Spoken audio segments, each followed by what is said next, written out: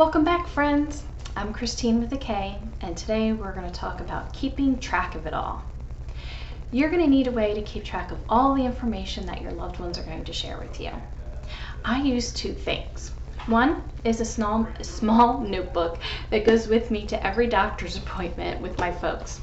Dad and I met with his financial advisor a few months ago, and I brought that along as well to take notes. And in this book, I also write down their medications, their weight, blood pressure, the reason for that particular doctor's visit, even if it's just for a regular checkup. I have notes of phone calls with doctors, and I also wrote observations of my mom's behavior. My mom had Alzheimer's, and over the past 4 years, I made notes on changes in her behavior, personality, eating habits, and just her general overall health.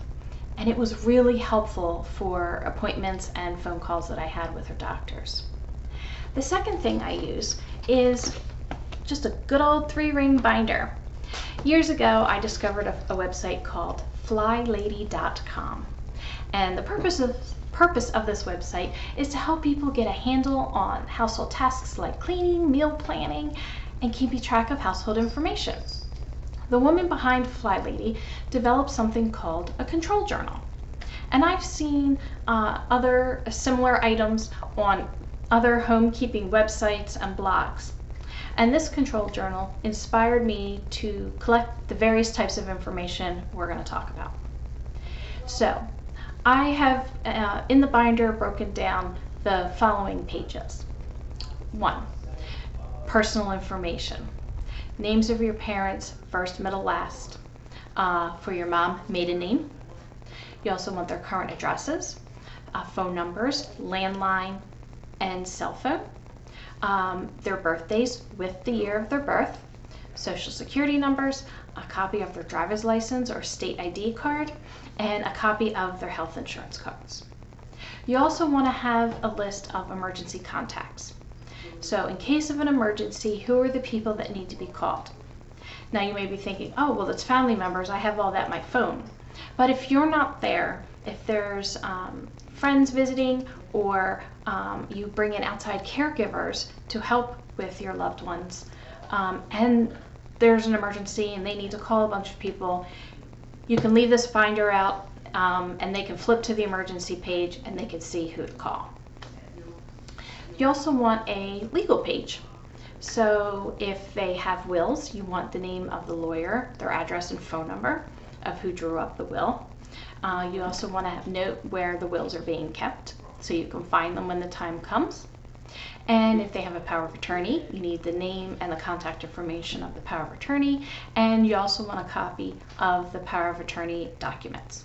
Now, if you are the power of attorney, you have to have a copy of those power of attorney documents, and if you can get a digital copy of those as well as a hard copy, that's even better, because then you can just email it to people when they request it. You also want to have a list of their medical team.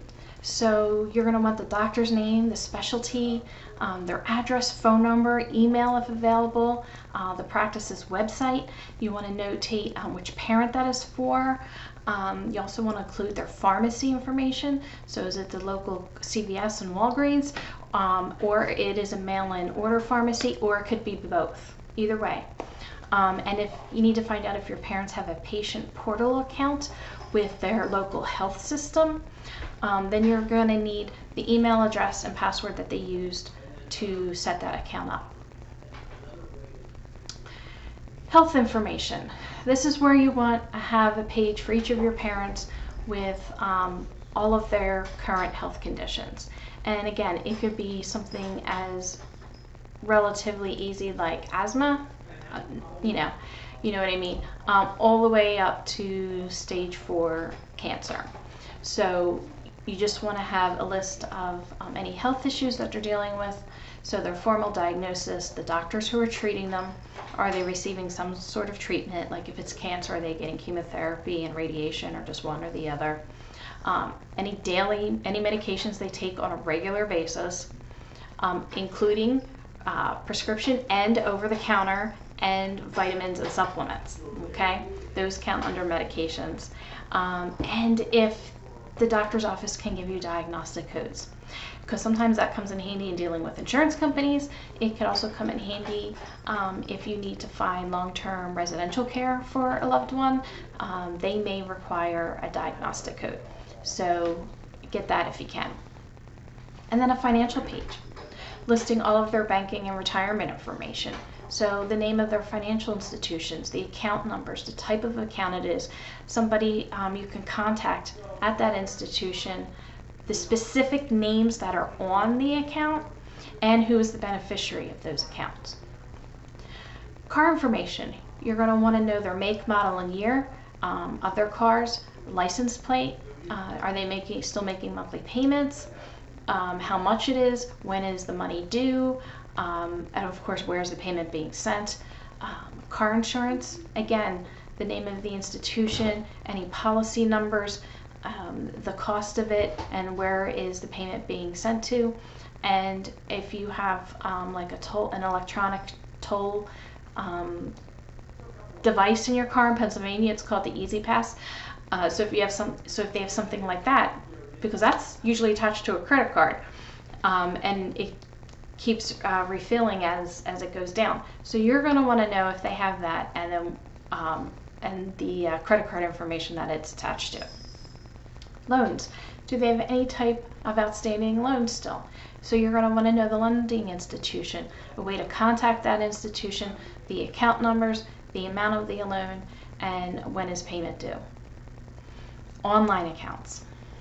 What online accounts do they have, and are they attached to a credit card or a bank account? So I'm thinking like Amazon, QVC, Netflix, Hulu, those sorts of things. And again, you're going to want their login information, which definitely includes a password, and it'll either be an email address or they had to create a special user ID. So you're going to want that information. Home information. Do they still have a mortgage? Are they paying rent? So what are the financial institutions who are handling their mortgage or rent payments? So you want the account numbers, the payment, how much the monthly payment is, when is it due, and where is that payment being sent. Homeowners insurance. Again, you want to know the name of the company that's providing the insurance, their account number, and how to get a hold of somebody there. And then you want to have a list of their monthly bills. So does their community have a homeowners association? So water bill, oil, gas, electric, cable, internet, cell phone, streaming services, credit cards, car payments, car insurance, property taxes, any type of bill that they consistently pay, whether it's once a year or it's something that happens every month. And so again, you're going to want the name of the company, account numbers, policy numbers, the amount for that particular, the usual amount that is paid, when the due date is, any passwords or PINs attached to those accounts, and whether they're paying the bill online or are they actually physically writing a check. You're going to want to know that. Passwords. I cannot stress enough how important it is to have the passwords and PINs of all of their accounts, as well as email addresses and user IDs used for these accounts. When a loved one dies, you don't want to get rid of their phone, tablets, laptops, or computers right away. You want to keep the services on for those for a while till you're sure you have access to all of their accounts and you can close them out. With utilities, you will need their PIN or a password to close that account. Companies don't just accept my loved one died and I need to close the account. They need more information than that. My father-in-law learned that the hard way 4 years ago when my sister-in-law passed away. It took multiple phone calls before he was able to cancel one of her utilities. And it's exhausting when you're grieving the recent loss of a loved one and someone's telling you they won't help you or that they can't help you because you don't have the 4-digit PIN. There are some additional documents that you want to at least know where they are and how you can get access to them if and when you need them. And this would be in case you need to apply for medical assistance or some other financial assistance for your loved one's health care. So it's a good idea to know where and how you can get these documents. And these are past financial statements. It seems the standard number of years of statements to be able to have access to is 5 years. So they're going to want prior 3 years, every single month for 3 years, a statement for checking and savings accounts. And then just the previous 2 years where it'll just be June and December for checking and savings. So if I was getting that for 2022, I would need 2022, 2021, June and December checking and savings statements. And then I would need 2020, 2019, 2018 statements for every single month of each of those 3 years for both my checking and savings account, for their savings accounts. It's a lot. And also if your loved ones are receiving Social Security payments, Social Security sends out a statement, usually I think it's just once a year. So make sure your parents are keeping that in a file somewhere, or they just give it to you to hold on to, but you're going to need that Social Security statement as well.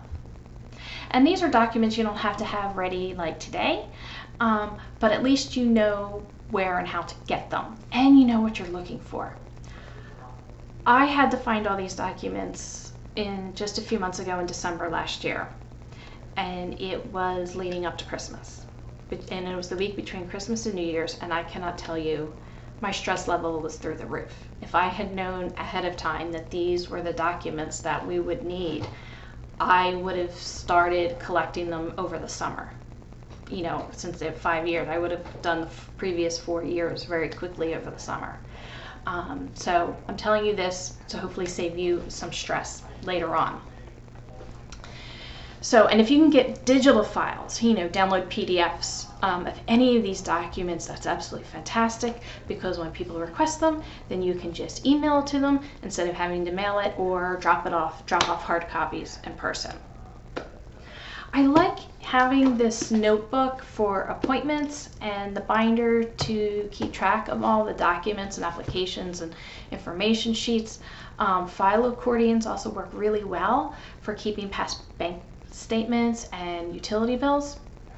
And I really want to emphasize to you that you do not need to spend a lot of money on notebooks or binders. Chances are you have extra ones laying around, especially if you have school-aged kids at home. So if you need to purchase something, go to the Dollar Tree, the Dollar General, the Dollar Store, because those are great places to get these items. They have notebooks, they have binders, they probably even have the page dividers in there. You know, get them for $1, $1.25 a piece. And whichever system you decide to keep track of everything, you need to make sure you keep it up to date and it's in an easily accessible place for you that you can just grab and go. This was a lot of information. I hope it helps. Please drop any questions you have in the comment section below. And if you haven't already, please subscribe and hit the bell to find out when the next video launches. You're doing great. TTFN. Ta-ta for now.